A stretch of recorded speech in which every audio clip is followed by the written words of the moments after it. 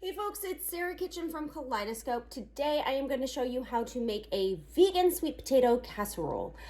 This has a few more steps than usual, so I definitely recommend watching the entire video through at least one time to make sure you have all the ingredients and you're prepared to do all the various tasks associated with getting this delicious sweet potato casserole into the oven and onto the table. Let's get started.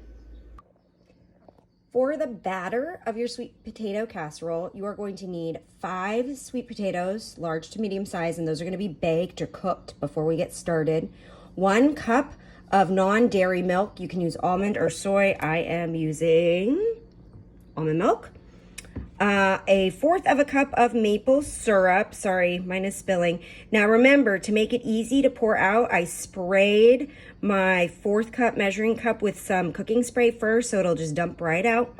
You also need 1/4 of a teaspoon of nutmeg, a tablespoon of cinnamon, 1/2 of a teaspoon of salt, and a tablespoon of vanilla, which I have right here. So I'm going to show you the next step, which will involve taking your baked sweet potatoes, peeling them and mashing them, and then we will start adding the ingredients for the batter of your casserole. From there, we will work on the topping for your casserole, and don't forget, you want to make sure you have your oven preheated to 350 degrees Fahrenheit. First step to this recipe is to bake 5 medium to large sized sweet potatoes. There are a variety of ways that you can bake sweet potatoes.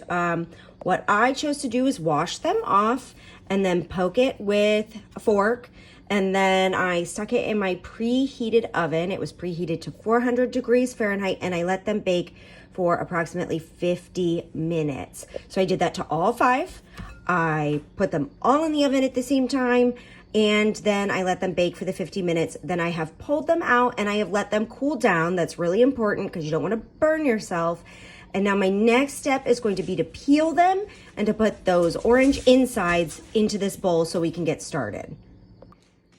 I have my potatoes peeled. Now I am going to use my potato masher, and I am going to smush them all up before I start adding ingredients.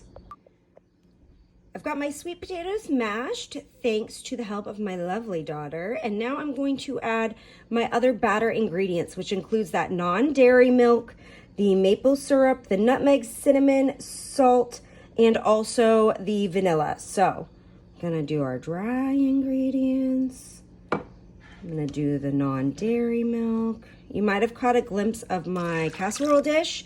I did spray it because I don't want it to be really like sticky when I bake it and try to pull it out.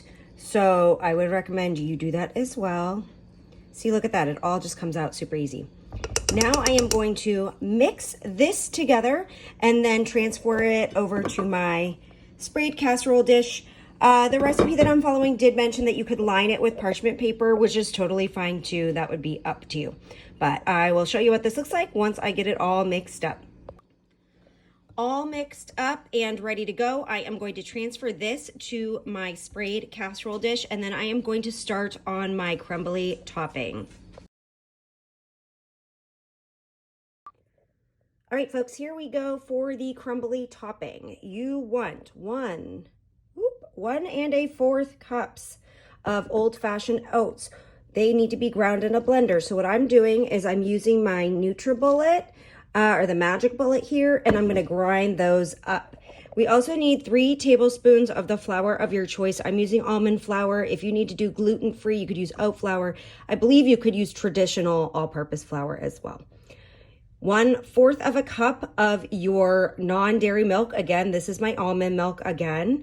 1/4 of a cup of maple syrup again, and it's getting real messy, so make sure you have something to clean that up. You need a teaspoon of cinnamon and 1/4 of a teaspoon of salt. And then if you would like, you can use a cup of raw pecans, and they need to be chopped. So what I'm going to do is I am going to use the pecans. I have a cup here, and I'm going to chop them with my chef's knife. If you don't feel comfortable with that, what you could also do is put your cup of pecans in a gallon Ziploc bag and roll over it to crunch them up with a rolling pin. Or if you don't want them at all, just don't add them.